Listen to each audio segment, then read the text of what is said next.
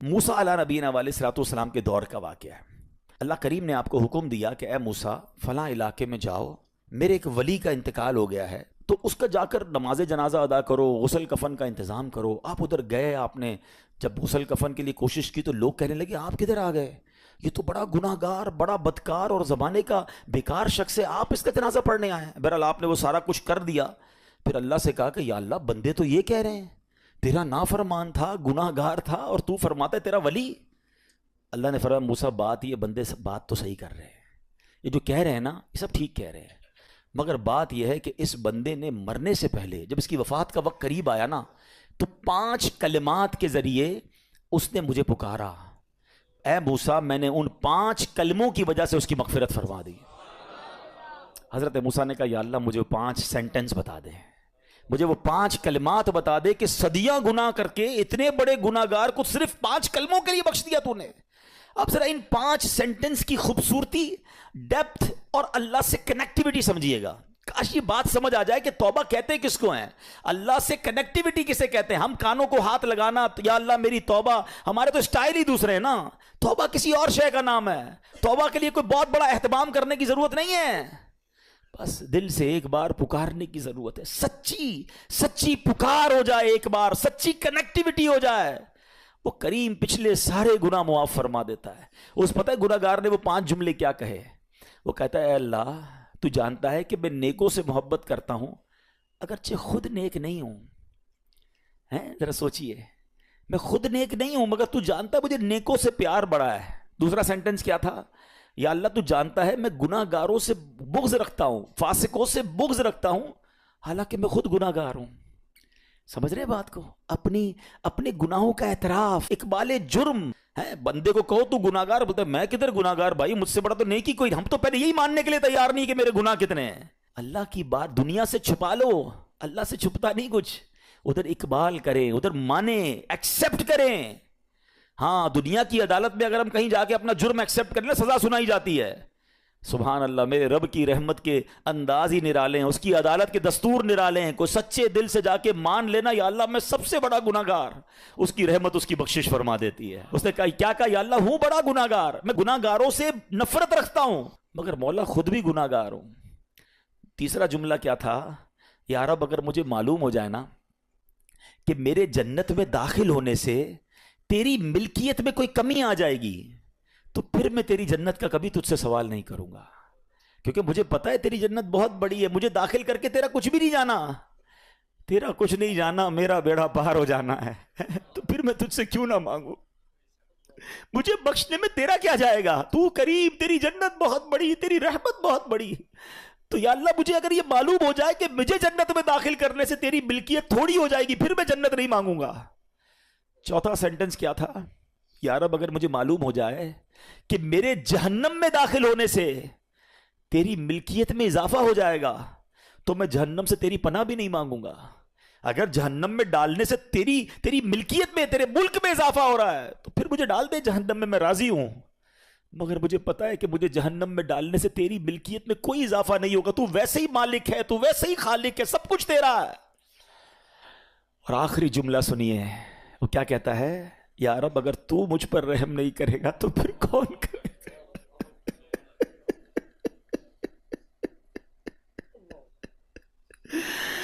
اگر اللہ رحم نہیں کرے گا تو کون کرے گا؟ آج اس کی رحم کی بھیک لینے تو آئے ہیں، آج اس کے کرم کی خیرات لینے تو آئے۔ ہم مانتے ہیں یا اللہ، ہم سب ایکسیپٹ کرتے ہیں، ہم نے بہت گناہ کیے، ہم نے بہت خطائیں کی، لوگوں سے ڈر لگتا رہا کہ کوئی دیکھ نہ لے، مالک معلوم تھا تو دیکھ رہا ہے، پھر بھی ہم نے گناہ کیے، دروازے بند کر کے گناہ کیے، لائٹ آف کر کے گناہ کیے، علاقے تبدیل کر کے گناہ کیے، ہم سب مانتے ہیں مولا، مگر یہ پتا ہے ہمیں بخش دے گا تو تیری رحمت میں کمی نہیں آئے گی، تیرا جائے گا کچھ نہیں، ہم بھی تیرے بندے ہیں، ہم بھی تیرے بندے ہیں، تیرے محبوب کے امتی ہیں مولا، تو رحم نہیں کرے گا تو کون رحم کرے گا؟ حاصل کریں۔ جب حضرت عبد الرحمن بن عوف کو ہوش آیا نا تو لوگوں نے کہا کہ آپ کی طبیعت کیسی ہے؟ تو آپ نے کہا کیا مجھ پر غشی طاری ہو گئی تھی؟ تو کہا جی، تو کہتے ہیں بے شک میری بے ہوشی میں میرے پاس 2 فرشتے آئے اور کہنے لگے تم چلتے نہیں کہ ہم تمہیں خدا کی بارگاہ میں لے جائیں اور تمہارے بارے میں فیصلے لیے جائیں؟ दूसरे फरिश्ते ने कहा इन्हें लौटा दो, ये उन अफराद में से है जिनके लिए इनकी माओं के पेट में ही सआदतमंदी लिख दी गई थी, और अन करीब अल्लाह ताला इनके ज़रिए इनकी औलाद को जब तक चाहेगा नफ़ा देगा।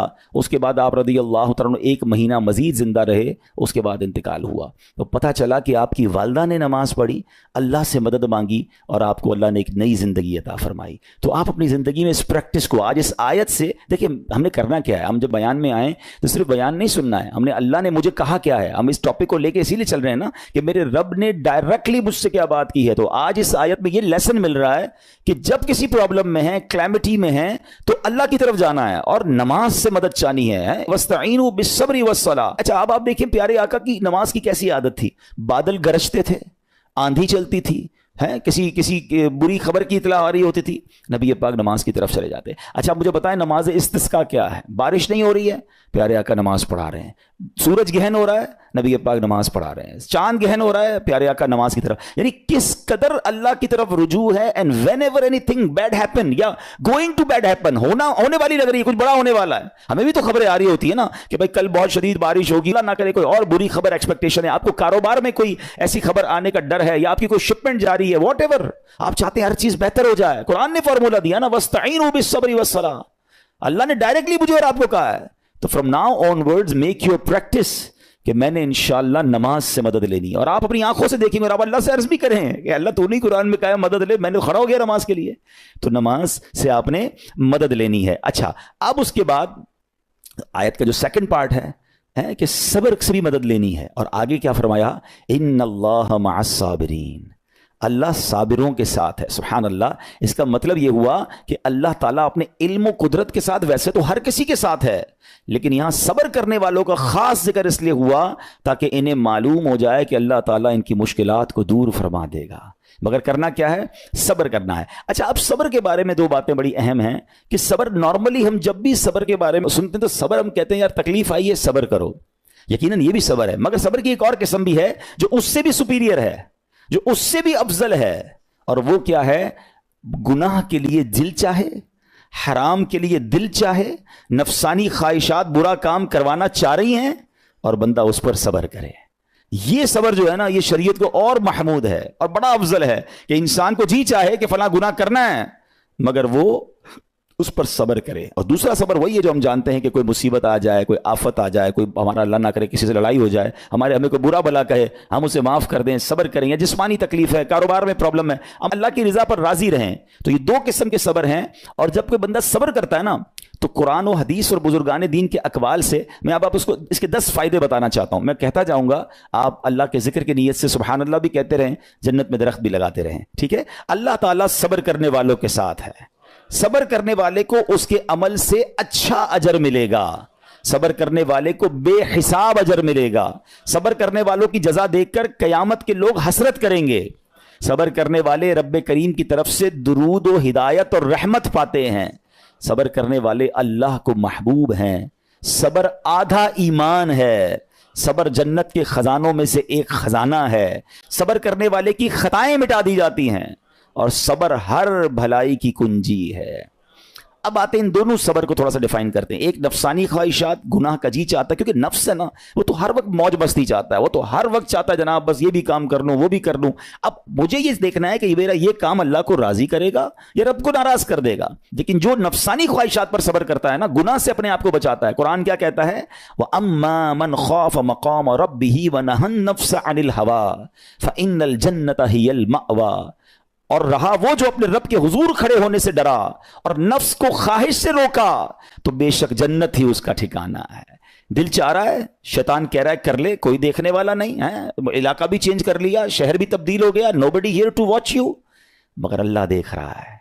अच्छा, नॉर्मली अगर गौर करें हम गुनाह करते क्यों हैं? जितने भी गुनाह है, what ever the list of गुनाह उठाइए, कोई शराब पीता है, कोई बदकारी करता है मादल्ला, कोई जुआ खेलता है, कोई जनाब बेहयाई करता है, गंदी चीजें देखता है या झूठ बोलता है, वॉट एवर, इन तमाम गुनाहों में थोड़ी सी लज्जत है, टेस्ट, ठीक है।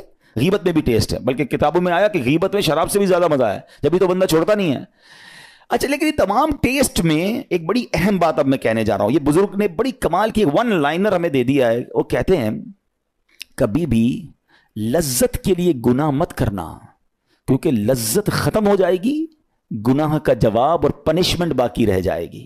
اب آپ اس فارمولے کو سامنے رکھیں کہ جب بھی ہم گناہ کرتے ہیں فیو منٹس یا فیو آورز کی ایک انجوائمنٹ ہے, آفٹر دیٹ انجوائمنٹ ختم, مگر اس کا جواب باقی ہے, عذاب باقی ہے, اللہ نہ کرے اللہ ناراض ہوا تو پنشمنٹ باقی ہے. تو کیا فرمایا, انجوائمنٹ کے لیے گناہ مت کرنا, انجوائمنٹ ختم ہو جائے گی, عذاب باقی رہ جائے گا. اور اگلا سینٹنس کتنا خوبصورت ہے, فرماتے ہیں کبھی بھی تکلیف کی وجہ سے نیکی مت چھوڑنا, تکلیف ختم ہو جائے گی, اجر باقی رہ جائے گا. اب مثال دیتا ہوں, اس کی 2-3 ایگزامپل سمجھیے. گناہ کی ایگزامپل تو آپ سمجھ گئے کہ کوئی بھی تھوڑی دیر کا گناہ کرتا ہے, لذت پاتا ہے, وہ گناہ ختم, عذاب باقی. اب نیکی میں کیا ہوتا ہے, فجر کے لیے اٹھنا, نیند آ رہی ہے, دل نہیں چاہ رہا, آپ اٹھے, آپ نے وضو کیا, فجر پڑا, وہ اٹھنے کی تکلیف تو ختم ہو گئی نا, واپس سونا ہے تو سو جائیے, مگر فجر کا اجر اور ثواب باقی رہ گیا ہے. رمضان کے روزے ڈیفیکلٹ ہیں, لیکن افطار کے بعد تکلیف ختم ہو جاتی ہے, ہم کھاتے پیتے ہیں, موج کرتے ہیں, مگر ثواب باقی رہ جاتا ہے. کبھی کبھی آپ کو کوئی مسجد میں بلاتا ہے, یار چلو بھائی بیان ہو رہا ہے, اجتماع ہو رہا ہے, کوئی نیکی کی بات ہو رہی ہے, نہیں یار دل نہیں چاہ رہا, آپ آ گئے, آدھے 1 گھنٹہ بیٹھے, پھر چلے گئے, وہ آپ کا جو ٹینشن تھا یا پریشر تھا وہ ختم ہو گیا, مگر ثواب باقی رہ گیا. تو اب اس فارمولے کو یاد رکھیے گا, جب بھی گناہ آپ کی طرف آئے نا, آپ سوچیں کتنی دیر کا فائدہ ہے, 1 گھنٹہ دوستوں کے ساتھ بیٹھوں گا, بری باتیں کروں گا, 2 گھنٹے فلم دیکھوں گا, 2 ڈھائی 3 گھنٹے, بس اس کے بعد جواب تو باقی ہے نا, قیامت تک اللہ کو جواب دینا پڑے گا. نہیں یار مجھے انجوائمنٹ کے لیے گناہ نہیں کرنا ہے. اور جب کوئی نیکی کا کام آئے اور آپ کو لگے یار دل نہیں چاہ رہا, مزہ نہیں آ رہا, بوریت ہوگی, چھوڑنا یار, تو بندہ سوچے کتنی دیر کی نیکی ہے, آدھے گھنٹے کی, 1 گھنٹے کی, بس 2 گھنٹے کی, اور ثواب باقی رہ جائے گا. Let's do it. اگر یہ بات سمجھ آ گئی نا آپ کو, تو انشاءاللہ دیکھیے گا گناہ سے بچنا اور نیکیاں کرنا آسان ہو جائے گا. تو اب کیا فرمایا قرآن نے کہ جس نے اپنے نفس کو روکا, کیا خوبصورت آیت ہے, وَأَمَّا مَنْ خَافَ مَقَامَ رَبِّهِ وَنَهَى النَّفْسَ عَنِ الْهَوَىٰ, اور رہا وہ جو اپنے رب کے حضور کھڑے ہونے سے ڈرا اور نفس کو خواہش سے روکا, تو بے شک جنت ہی اس کا ٹھکانہ ہے. اور ایک اور جگہ کمال سے فرمایا, وَلِمَنْ خَافَ مَقَامَ رَبِّهِ جَنَّتَانِ, مبارک ہو ان کو جو اللہ سے ڈرتے ہیں نا, صبر کرتے ہیں, گناہ نہیں کرتے, رک جاتے ہیں. قرآن کہتا ہے جو اپنے رب کے حضور کھڑے ہونے سے ڈرے اس کے لیے 2 جنتیں ہیں, 1 نہیں 2 جنتیں ہیں. سورہ رحمان کی آیت ہے. تو پتا چلا کہ نفس کو روکنا یہ آسان بھی نہیں ہے, ہاں دل بہت چاہتا ہے, مگر یہ صبر جو ہے نا, ان اللہ مع الصابرین کا جو معراج ہے, جو ٹاپ آف دا لسٹ صبر ہے, وہ یہ صبر ہے. اچھا اب آتے ہیں ایک اور صبر کی صورت, کہ اب آپ کو کسی نے غصہ دلا دیا, برا بھلا کہا, یا آپ کے مزاج کے خلاف بات ہو گئی, اب آپ نے روکنا ہے اپنے آپ کو. اب غصے کا اظہار نہیں کرنا, لڑائی نہیں کرنی, گالی کا جواب گالی, اینٹ کا جواب پتھر, انگریزی کا مقولہ ہے نا ٹٹ فور ٹیٹ, جیسے کو تیسا نہیں, یہ ہماری شریعت ہمیں نہیں سکھاتی. اچھا آج کل کسی کو کہو نا یار آپ کیوں یار لڑائی کر رہے ہیں, بھائی میں جواب نہ دوں تو لوگ سمجھیں گے کمزور آدمی ہوں, مجھے اپنا روب بھی تو رکھنا ہے, میں بھی تو پتا چلے کون ہوں, اپنا بتاؤں تو صحیح کون ہوں. سچی بات پتہ ہے کیا ہے, جو ٹٹ فور ٹیٹ کرتا ہے, گالی کا جواب گالی سے دیتا ہے نا, وہ واقعی بتا دیتا ہے وہ کون ہے, وہ اپنا تعارف کروا رہا ہوتا ہے کہ یہ بھی ایسا ہے, میں بھی ویسا ہی ہوں. او بھائی. اچھا پھر ایک اور عجیب جملہ بڑا مشہور ہے آج کل, جناب ہم شریف کے ساتھ شریف ہیں, ہم بدماش کے ساتھ بدماش ہیں. مجھے آج تک سمجھ نہیں آئی یہ کون سا بٹن لگا ہوا ہے آپ کے اندر کہ شریف کے ساتھ آپ شریف ہو جاتے ہیں, بدماش آتا تو آپ بھی بدماش ہو جاتے ہیں. جناب والا, شریف آدمی شریف کے ساتھ بھی شریف ہوتا ہے, بدماش کے ساتھ بھی شریف ہوتا ہے. جب بھی تو وہ غلط آدمی اچھا ہوگا نا. نبی پاک علیہ الصلوۃ والسلام نے گالیاں سن کر دعائیں دی ہیں, پتھر برسانے والوں کو بھی دعائیں دی ہیں, مگر ہم تو تیار ہی رہتے ہیں یار میں بتاؤں گا اس کو میں کون ہوں, 1 گالی دی ہے میں اس کے ساتھ پشتوں کو گالیاں دوں گا. تو پھر آپ بھی ویسے ہی ہو گئے نا جناب. حدیث پاک کیا ہے, ہو از مور اسٹرانگر, ہو از مور پاورفل. اللہ کے حبیب علیہ الصلوۃ والسلام فرماتے ہیں کہ بہادر وہ نہیں, یہ بخاری شریف کی حدیث ہے, بہادر وہ نہیں جو پہلوان اور دوسرے کو پچھاڑ دے, بلکہ بہادر وہ ہے جو غصے کے وقت اپنے آپ کو قابو میں رکھے. اصل بہادری یہ ہے. تو اگر آپ نے واقعی صبر سے مدد لینی ہے, ان اللہ مع الصابرین کا مجدہ لینا ہے, تو بدلے نہیں لینا ہے, معاف کرنا ہے. ذرا مل کر میرے ساتھ شب قدر کی دعا دہرائیے گا, اللہم انک عفو کریم تحب العفو فاعف عنی, اللہم انک عفو کریم تحب العفو فاعف عنی, اللہم انک عفو کریم تحب العفو فاعف عنی. واٹ از دا میننگ, اس دعا کا معنی کیا ہے؟ اللہم انک عفو, اے اللہ تو معاف کرنے والا ہے, تحب العفو, معافی کو پسند کرتا ہے, فاعف عنی, اللہ مجھے بھی معاف کر دے. ہم کیا کہہ رہے ہیں اللہ سے, اللہ مجھے معاف کر دے اور میرے سارے اگلے پچھلے گناہ معاف کر دے. مگر دیر از اے کوسچن, آپ نے معاف کر دیا سب کو؟ بندہ کہتا نہیں میں تو انتظار میں بیٹھا ہوں, میں تو موقع کی تلاش میں, بس موقع ملے پھر بتاؤں گا میں کون ہوں. ہاتھ میں آ نہیں رہا بندہ, ٹرائی کر رہا ہوں کسی جگہ آ جائے, بس کوئی اس کے پیسے ویسے آ جائیں, کوئی اس کا معاملہ میرے پاس آ جائے, بس پھر دیکھو کیا کرتا ہوں. بیٹھے اس انتظار میں بیٹھے بہت سارے لوگ, کمال ہے یار. یعنی دشمنیاں پالی ہوئی ہیں, رشتہ داریاں کاٹی ہوئی ہیں, دوستوں کے پاس جا نہیں رہے ہیں, میاں بیوی میں لڑائی ہے, ایک سوری کے لیے بیوی گھر بیٹھی ہے, وہ کہتی شوہر سوری کہہ دے تو میں آ جاؤں گی, شوہر کہتا ہے بیوی معافی مانگ لے تو میں لے آؤں گا. ارے بھائی کوئی بھی آگے بڑھ کے معافی کر لو بھائی, اللہ سے معافیاں مانگ رہے ہو, بندوں کو معاف کرنے کے لیے کوئی تیار نہیں ہے. مجھے خود بتائے نا یہ کیسی دعا ہے کہ اے اللہ تو مجھے معاف کر دے, میں نے کسی کو معاف نہیں کرنا. یہ بنتی ہے دعا؟ اللہ سے پتہ ہے کیا کہیں, اے اللہ میں نے بندہ ہو کر تیرے سارے بندوں کو معاف کر دیا ہے, تو سب سے بڑا معاف کرنے والا ہے نا, اللہ تو بھی مجھے معاف کر دے. Look at the way to talk, یہ مزہ ہے نا بات کرنے کا, پھر دعا کرنے کا لطف بھی آئے گا آپ کو. تو دشمنیاں نہ رکھیں, غصے پر قابو پائیں, معاف کریں. ایک حدیث سن لیجئے, لرزا دیتی ہے, ڈرا دیتی ہے. اللہ کے نبی علیہ الصلوۃ والسلام فرماتے ہیں جو رحم نہیں کرتا اس پر رحم نہیں کیا جاتا. حدیث کا خلاصہ ہے. اور جو معاف نہیں کرتا اسے معاف نہیں کیا جاتا.